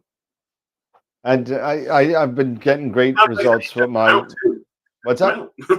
And sometimes, like you say, like I was saying, it's just how good your mount is, how well the mount is built, and well, yeah, I mean, like either 70 or a 70 AG or an EQ8R or a Paramount is not gonna behave the same as, let's say, an AVX, exactly. So Exactly. they're two different types. It's like comparing a I don't know. It's like comparing a little Jetta, a Jetta to an Alfa Romeo. I mean, so yeah. I mean, because with my AVX, good guiding with my AVX would probably be anything 2 arc seconds or lower. Yep. Anything under 2, I would consider good guiding. And like with my CEM60, anything other than arc second, if I'm getting, if I'm sub arc second, I'm at 0.6, or 0.2 or anything like that, anyway, in that realm, I'm fine. Yeah. So. Yeah, I don't sweat. A lot of people, and we talk about this a lot on the show, a lot of people get into the numbers a lot. And we keep on saying, don't worry about the numbers. Don't worry, worry about the numbers. The only time you want to worry about the numbers is if the stars suck. Yeah. You know what I mean? If your stars are round, let it be, let it be. Let it be. Oh, I wish Pete was here because I would love to get his take, because I've started thinking about starting looking at another mount in scope. Okay. And I have been reading up on the CDK, on the plane wave, the CDK 14, and you're looking to get a plane wave? No, I'm just really interested in them. I can't afford a plane wave right now. No. I'm just saying, I don't know. Maybe you won the lottery. I would love to get his take, but I would love to get his take on because he builds them up. He Yep. sends them, that's what that's what he does for a living, So I would love to get his take on on some of the things you have to do, some of the maintenance, you have to do as far as collimation, and also as far as setting them up, setting the mount up if you decide to get like an L350 or a 450, something like that. Setting those, and also I believe it was the PlaneWave is like the PWCI software or something like that, which is what you can PWI. use. PWI. Thank you, to manage the mount, and so love to just get some information. So I may just reach out to him at some point, and just have a little bit of a chat with him. And it may be something that I'll start looking at as far as when I'm getting closer to retirement, because I won't be able to do it, and the kids are out of the house. Yeah. They're paying once they're paying their own bills, Yeah, once they're paying their own bills and probably they're empty nesters, then I can start really thinking seriously about something like that. But also, even before then, I was even thinking of being interested because I could run it on the CEM60, looking at a 12, CDK 12. They're not cheap. I mean, they're $10,000, but still. I can go as high as a 14. I can go as high as a 14 as far as the weight, because I think on a 14, I think it's around 45 pounds. I was gonna say 40. Yeah, somewhere around that range, and then putting on my camera and everything, then I'll be pretty close to that 55, close to 60. Payload weight, and then that would be it. So, you talking about the Edge 14? No, he's talking about CDK. No, the CDK, the PlaneWave, the CDK. Okay. Yeah, it ain't no 60 pounds. No. Okay. No. Because it's kind of just very interesting, and the images that I continually see, and I'm really interested as far as the collimation, because you only need to collimate the secondary mirror. Everything else still stays in place. Yep. The primary stays in place, just like a Schmidt, it's in place.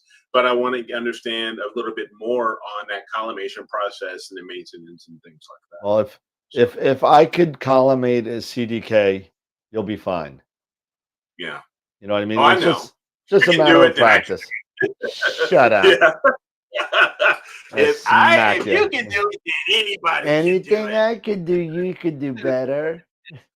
I could do anything better than you. Yep. But so yeah, exactly. Buy once, cry once, for sure. And I think I saw Dave Barnett in the chat. Oh yeah, he's back. That could be a future. I would end up probably as my final scope. It would be a truss type CDK. Yep. I wouldn't probably stick with the 12.5. I would probably go. And so that's what I'm saying. I might just end up waiting until I get, a few more years, once I get the youngest out of the house and off to, college or whatever. And then I'll go for like a 14 or a 17. I got to call up Jeff tomorrow and ask him to get me the information on how much a Skyshed pod is going to cost me. Oh, well, yeah, because a Skyshed pod is gonna. How many bays? Just how many bays? 2. I mean, 2. Last time, because that is what I was targeting for quite some time, and because I was trying to look one for you, 1 second hand. And I want to say it was at that time, but prices have gone up because, the pandemic and everything. It was around 5,000 or 5,500 for a 3-bay. Or so 3-bay. Or 3-bay, yeah. If you're looking at a 2, the difference between that, it wasn't much. Honestly, it was only a couple $100 more for the 3-bay versus the 2. Because if you buy them at the 2-bay starts at 3,900. Yeah, so adding on, and I was looking at, because the ones that I was looking at, I was actually going to add on insulation. Oh yeah, me too. Yeah, I'm going to get the insulation. Yeah. So So, and the 3-bay versus the 2-bay was only like a couple $100. Yeah, it's Like literally 100, $250. yeah, between the two. All right, well maybe I'll get So, the 3 then. yeah. You know, it all depends what I can fit back there too. You know what I mean? Exactly. So, Yeah. because Dave in the chat's gonna build my floating deck for me. So,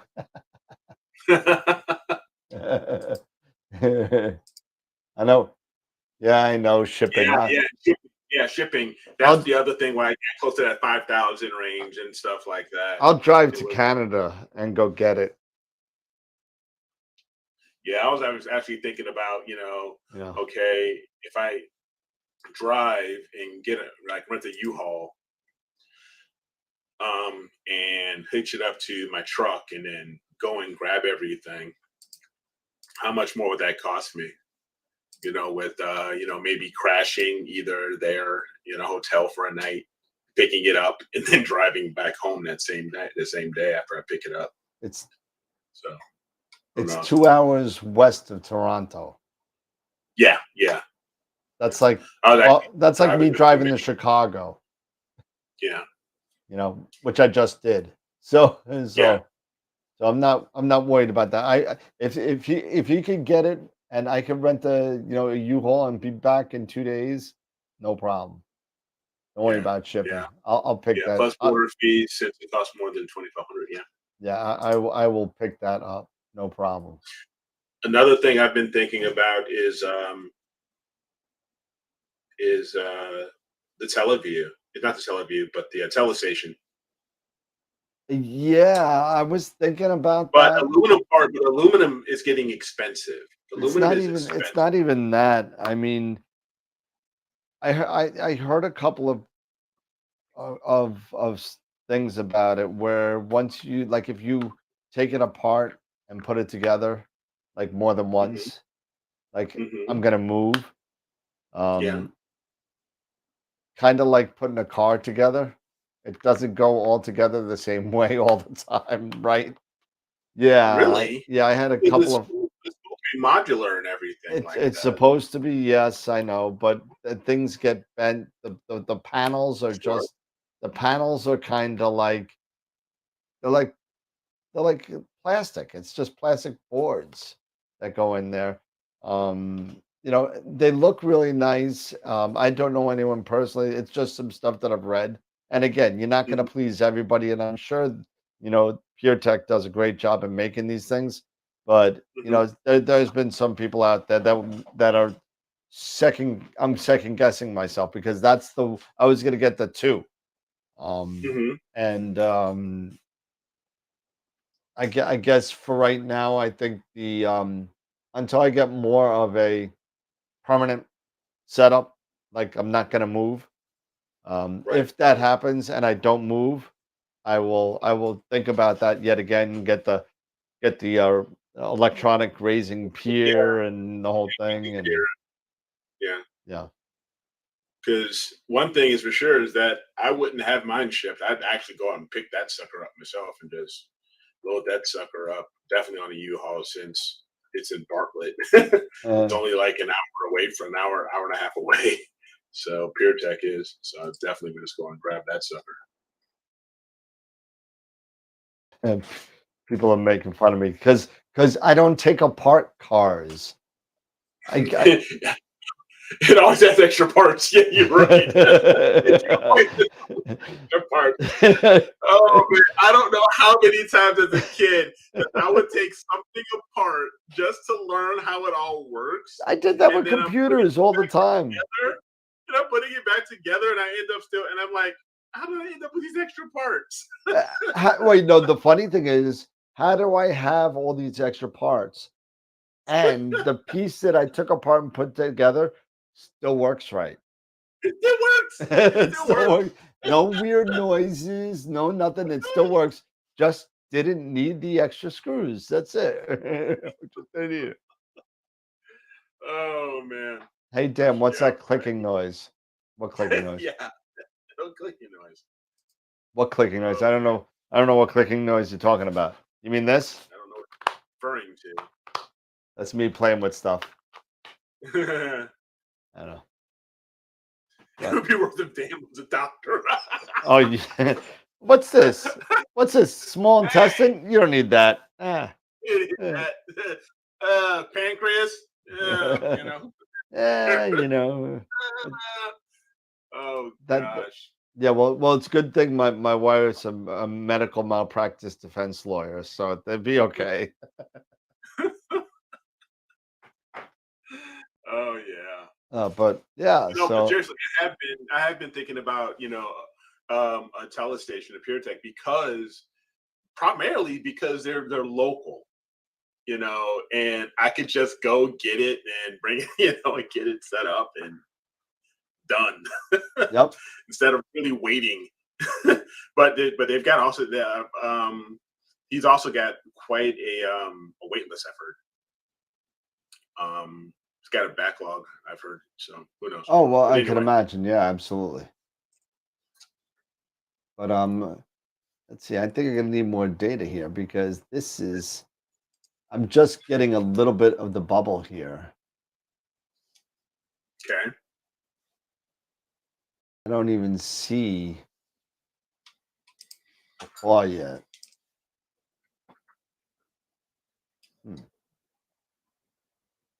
All right, just let it run. It's there. I can see the bubble on the left side, just like where I put it. But and what is this? Is this sequencer? That's a 3-minute shot. Did I take a 3-minute shot yet? Yeah, you're saying it. Oh, let's see. Let's get the easy script running. Yeah. I think, I'd like to maybe reach out to Vito again and see if Yeah. I can even, just have a chat with him, see if I can come in and see if he would even let me bring in, for AstroWorld, come in and chat with him and maybe have a look at me. He can maybe let me give me a tour, and I can, even with the camera, bring it with my phone and do some sort of short or something for AstroWorld Yeah. and walk it around. I wonder if he'd let me do that. I'll have to reach out to him. I don't see why not. I mean, So we'll see. the stars aligning. Dude, just go to Masters of Pixinsight. What happened? Bob. No, Bob. He's like, one of these nights, someone needs to do a weighted beat batch pre-processing tutorial. Oh my God, there's so many of them. They just did one. Yeah. They just did one Yeah. with all the keywords and everything. $35. There you go.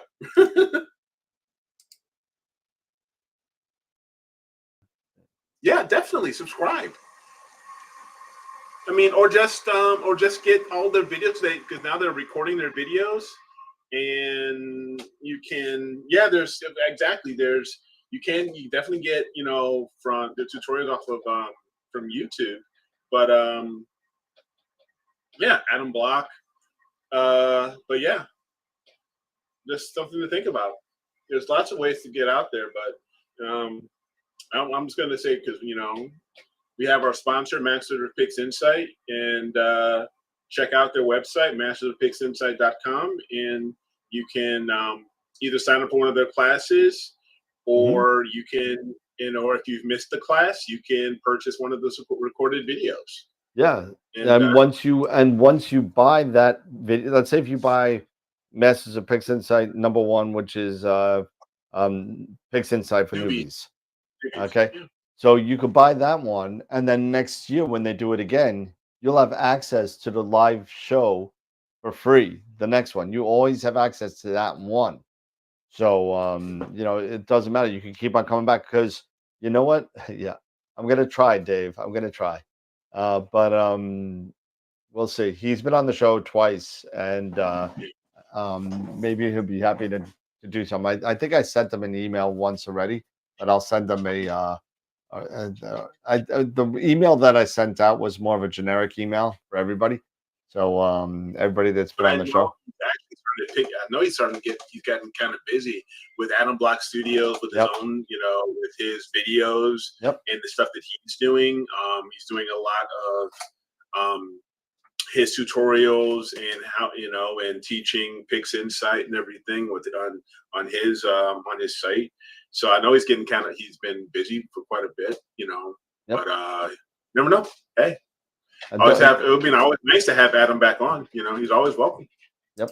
And don't forget Sean too. Sean's been a friend of the Absolutely. show since the beginning. Yeah. So I mean, Sean is definitely one of the guys that knows quite a bit about this stuff as well, that makes videos all the time, and he's been doing and for those of you that don't know and don't subscribe to him on Patreon, he's starting to do podcasts for Patreon members only. So kind of cool.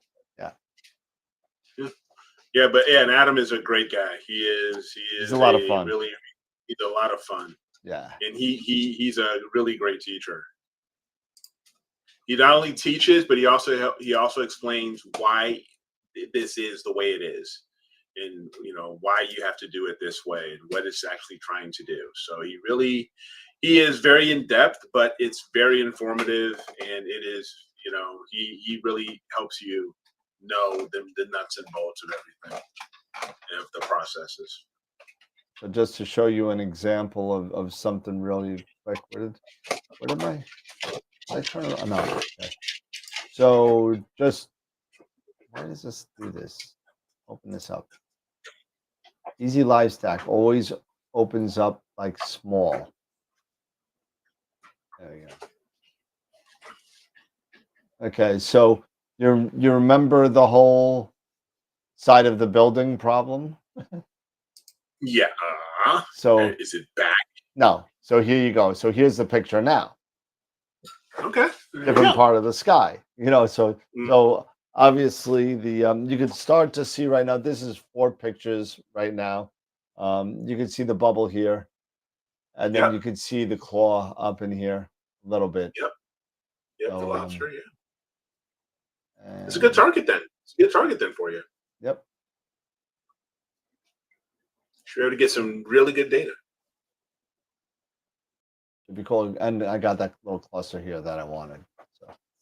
Okay. Yeah, you got that. Yeah. So there you go. There it is, man. All right, so we should probably spin the wheels. Yes. Because you know what? I'm sorry, I'm freaking exhausted from all the driving that I've done. So, did you see Trevor's latest video? He went old school and got nice results. No, I did not yet. Those, I'll have to check it out. Let me get this off the screen here. There we go. And all right, I did actually do the wheels beforehand tonight because I had some time. I've got some post-processing to do. I did some integration on the Dark Nebula. Yeah.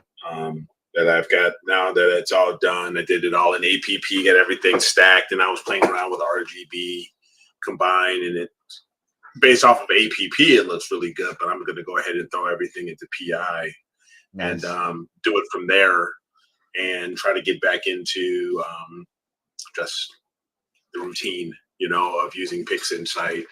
That combination of APP for the beginning and PI for everything else for the post and everything. So I'm looking forward to finally working on some data.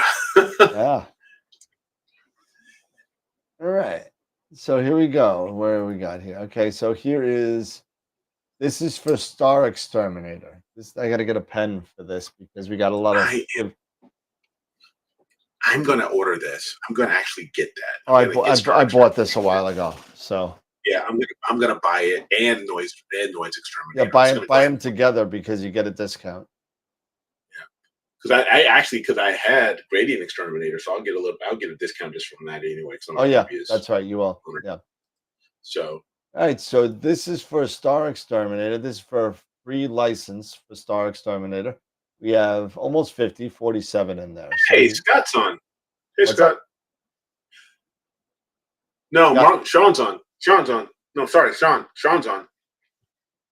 Oh, Sean. I thought it was like Scott. Yeah, Sean. Yeah, sorry.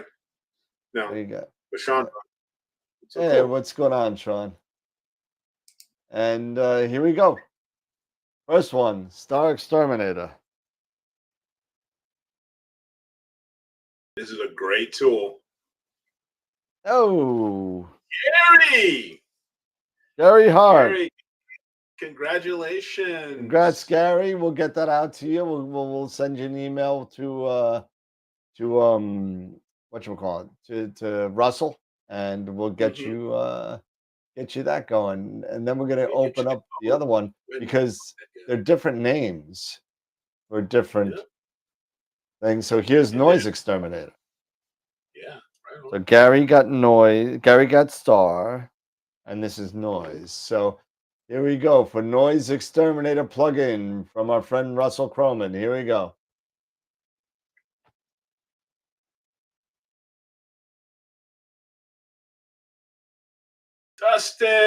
Dustin. Dustin Enfinger. Congratulations, Awesome. Dustin. And then we got one more, our regular Masters of Pixinsight. We got one more. Oh, Scott, we're always happy to have you on here, man. We're always happy to see you. Scott or Sean? Yeah, both. Scott who? Scott C. Oh, Scott C. He was Okay. just saying- Yeah, he was like, hell, I thought you were all happy to see me. Oh, Scott C. The dates of Niagara might have changed, so hopefully you and I could hook up for that. But we'll see. Masters of Pixinsight. 95 people on the wheel. Here we go.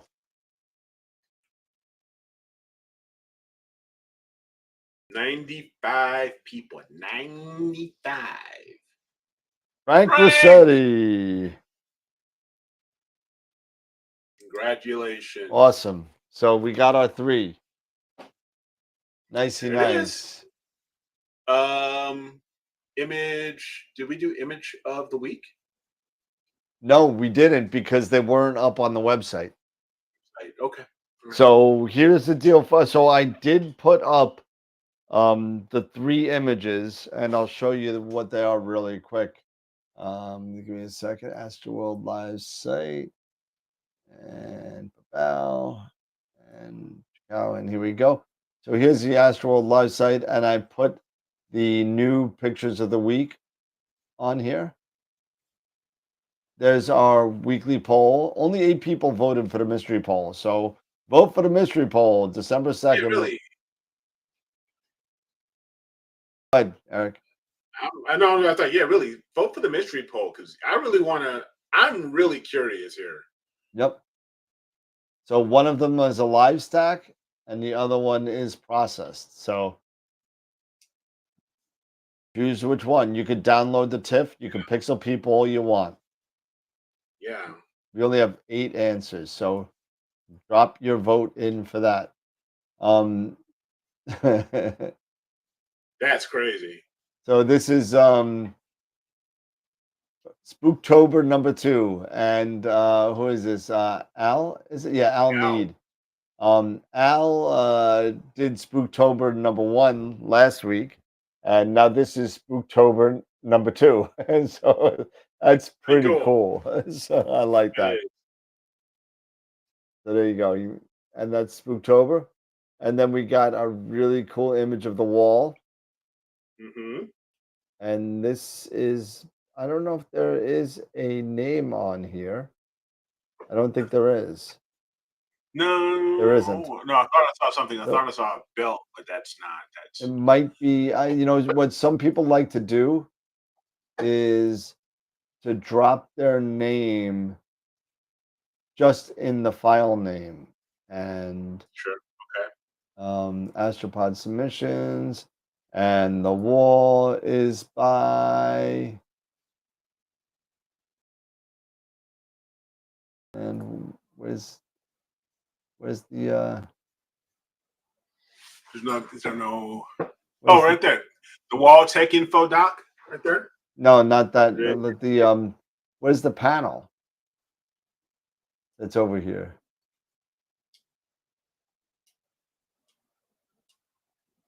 Ah,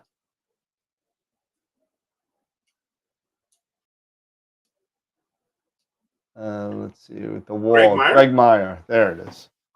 Okay. That's Greg. That's a really nice picture. It is. That's I even like the green. I even like the bit of green it has there. You know, with the blue, because you have that light hint of green mixed with the blue. So I looks like that, and the dark. Looks like about 29 hours, something like that. I'm adding it up right. 30 hours? No, 29 hours. And Josh is NGC 7822. 23 hours of data here. This goes to show more data, the longer you're in the longer your acquisition time, the better your results can be. Yep. You get a lot more signal versus noise. So, yeah. It's not the third Friday of the month, is it? No, I don't believe so. Then why did this stop? It shouldn't have stopped. No, yeah, but I thought this is only the second. Yeah, I'll have to keep on. Let's see. We'll do that really quick. And so you should still have one more week. yeah, it should have one more week of votes there. I don't know why that stopped, but we'll fix that right now. And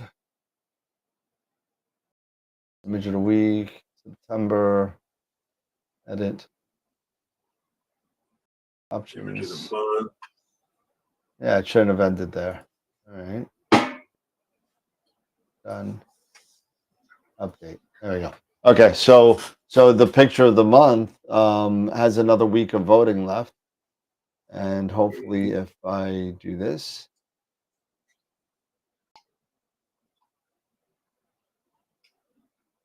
Now it is accepting votes. So there you go. So there you go.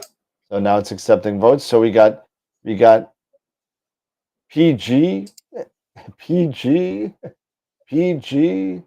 and Greg Meyer and PG. So a lot of pictures here.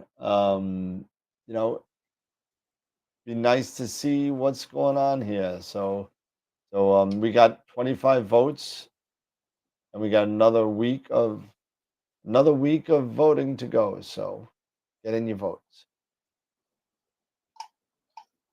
I saw that, Josh. It's looking a lot better. That's the same. For those of you that don't know, that's the same picture Jeff has been submitting. I believe that's one you've also submitted for the